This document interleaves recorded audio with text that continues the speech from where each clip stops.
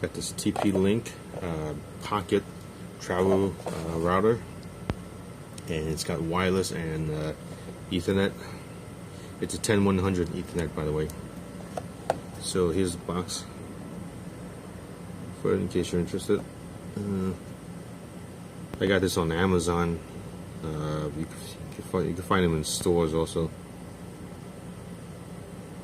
That's the model.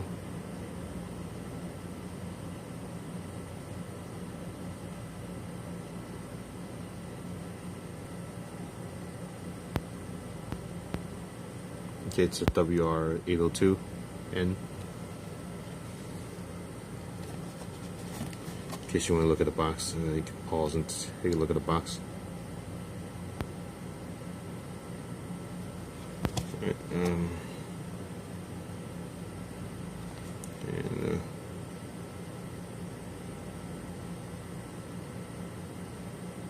it's got several different modes of operation, but I find that there's a couple modes that are reliable and some that aren't.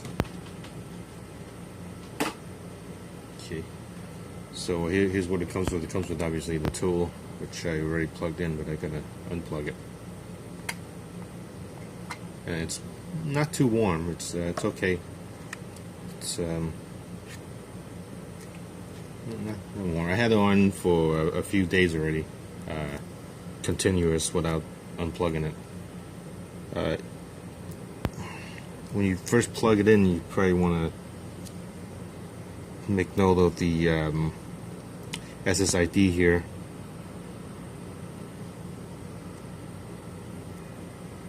Right here is the SSID, and then the key is this number here. This says that you can barely see. So you have the key and the SSID here, and of course you're going to change it once you get in there.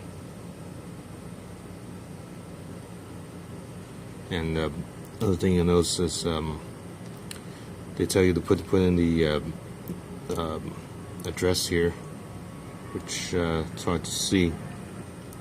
So hard to see, but it says TP-Link wifi.net. Better way is to put in the IP address, because sometimes people report that it doesn't get anywhere. You can put in the IP address the IP address 192.168.0.1, which is standard for a lot of things. Right, so it comes with a bag. Actually, it comes with a huge bag.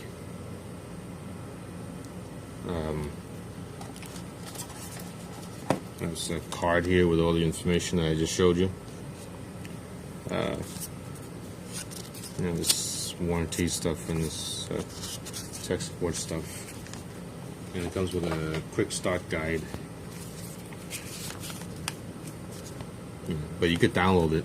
You could download all this stuff. There's a manual. There's a 300-page manual, almost 300 pages manual, and it details everything. It's very repetitive, which can be confusing to beginners. It's very large, but it does have a wealth of information for, if you have some kind of knowledge of routers. Then if you have a little bit of knowledge of routers but not too much, you could learn quite a bit from it on their website, tplink.com, I guess. But it also has lots of mistakes on the manual that you can download. They also have a firmware there, but I think that's the original firmware, because it looks like the same as what I found on the device, and so there's no update. So there's errors and there's some mistakes in there. It comes with a cables, obviously, a standard USB. You can use any USB charger. This one's a 5-volt, 1-amp charger, power supply. You can use any phone charger, and you can use this to charge your phone if you want. It comes with a flat RJ45 attach cable here. for Ethernet. It's got this very flat cable here, flat like a telephone cable, except that it's Ethernet. And actually, I'm not sure what type of cable it is, but it doesn't really matter because it's a 10100, so you can use any Ethernet cable. So it's not going to be a Cat 6 cable, I can guarantee you. It doesn't say what it is, but I'm sure it's not a Cat 6. Probably Cat 5, I guess.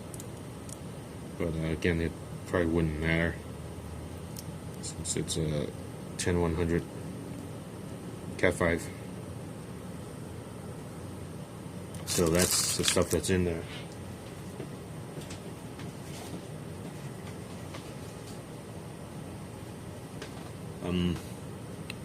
So yeah, there's no battery inside. Some of these that are a little bigger has a battery inside that you can use to charge your phone or whatever.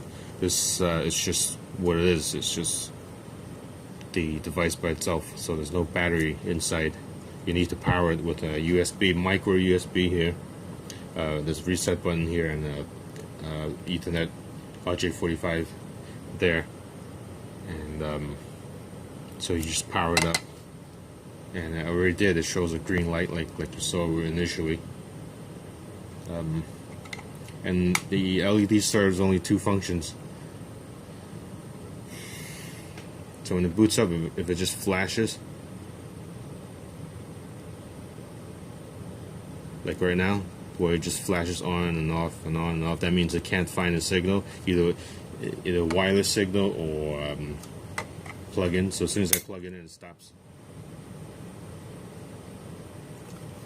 It can serve as a like when they call it a hotspot mode, which means it connects to a hotel's hotspot, wireless. So wireless to the device, and the device has an access point wireless to your phone, so it can work without any cables. So it can work like this without any cables.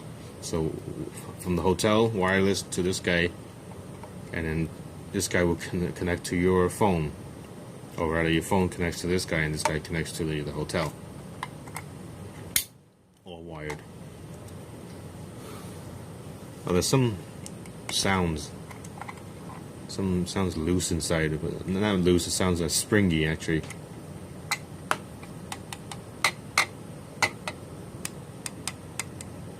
It sounds kind of springy inside for whatever reason. And as you can see, there's only one LED here to show status and everything.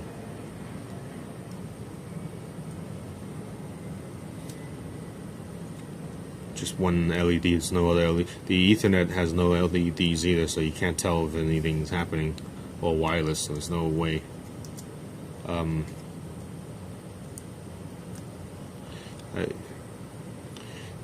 hotspot mode, when you connect wireless to wireless, it can disconnect easily, and it's prone to interference.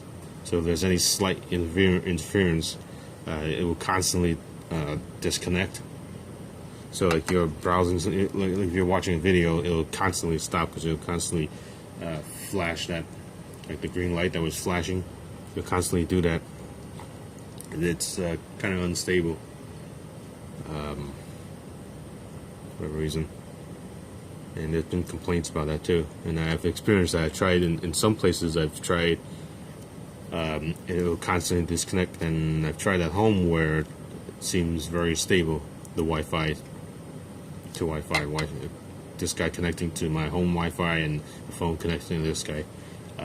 Sometimes it seems perfectly fine. So it depends on your, I guess, interference. In its default mode, where it's wired. It seems very reliable. I had it on for a few days already, 24/7 continuous in wire. So if your phone's connecting to this guy wireless, and this guy's connecting through a wired port, it seems to work very well. I'll let you know if in a month or 2 months or whenever if I experience any problems. But for the few days I've had it, only had it for a few days, it seems okay. Now, I've had it connected to a Linux device, a Raspberry Pi actually, where I SSH to it and I haven't been disconnected. So it's I guess pretty stable. So what else? So I did a burn-in test. That's what they call it, burn-in test, when you leave it on for 24 hours. Right, what else? Firmware again hasn't been updated, so I don't know if they're gonna fix the firmware. They haven't. Today, as of today, they haven't updated anything since it was released, and it's been over a year. So over a year, no updates. Yeah, I'm curious to find out what's that sound, that vibrating sound. So I'm gonna just open it up.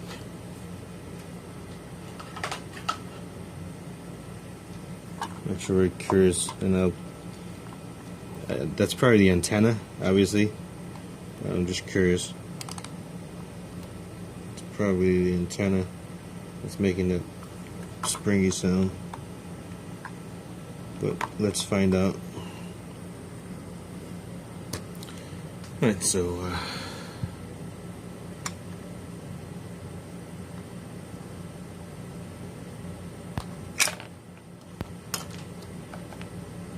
that's what's inside. Alright. So yeah, it was the antenna that's making that springy sound. Yeah, the antenna. It's making that sound like it was loose. So there's two antennas, so probably one as a transmitter and one as a receiver, unless they're both two different transmitters. But since it can act as a client and a access point at the same time in so-called hotspot mode, I would assume one's a transmitter and one's a receiver, and they're somewhat separated and at an angle, so maybe one's a transmitter and one's a receiver. Right, so I wonder if you could focus on that. Okay, let's see. Alright, so I'm able to get really close to it. Alright, so that's what's inside.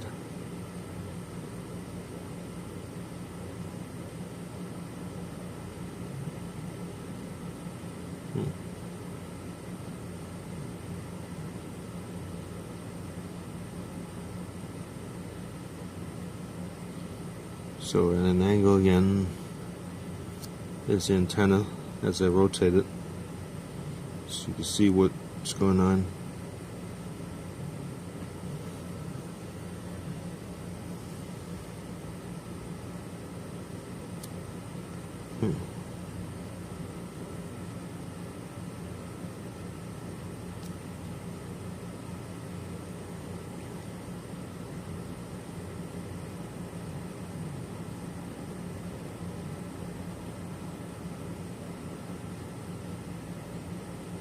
So it's actually pretty sophisticated for a little microscopic device here. I'm curious. I'm gonna plug it in and see what happens. See if it gets warm or whatever. See how warm it gets. I'm curious to see how reliable it'll be in a situation where you leave it on. And obviously heat means bad, so let's just take a look at that.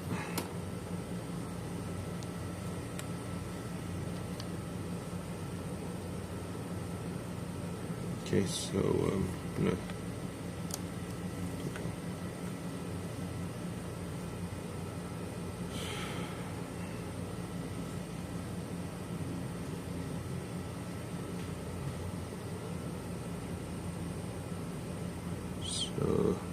I'll leave it there for a few minutes and come back later.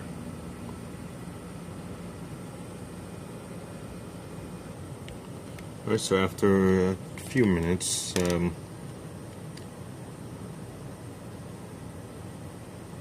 see the highest recorded temperature.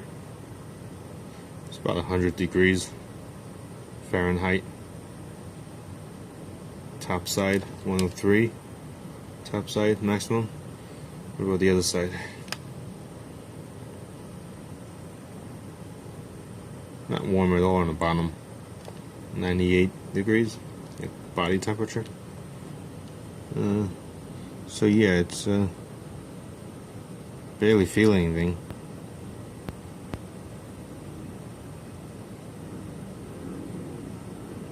Yeah, barely feel anything. So let's leave it there for a little bit longer. Alright, so it's been a while.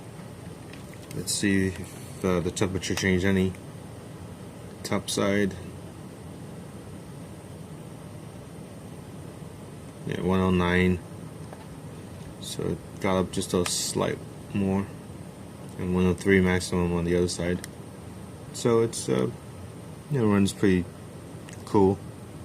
Because when I had it on for a few days continuous, even with the box closed up, it was barely warm. So yeah. All right. So a few scratches, barely noticed. It's not easy to open. It wasn't meant, obviously wasn't meant to be taken out. There's no screws or anything. There's 2 screw holes here, but no screws.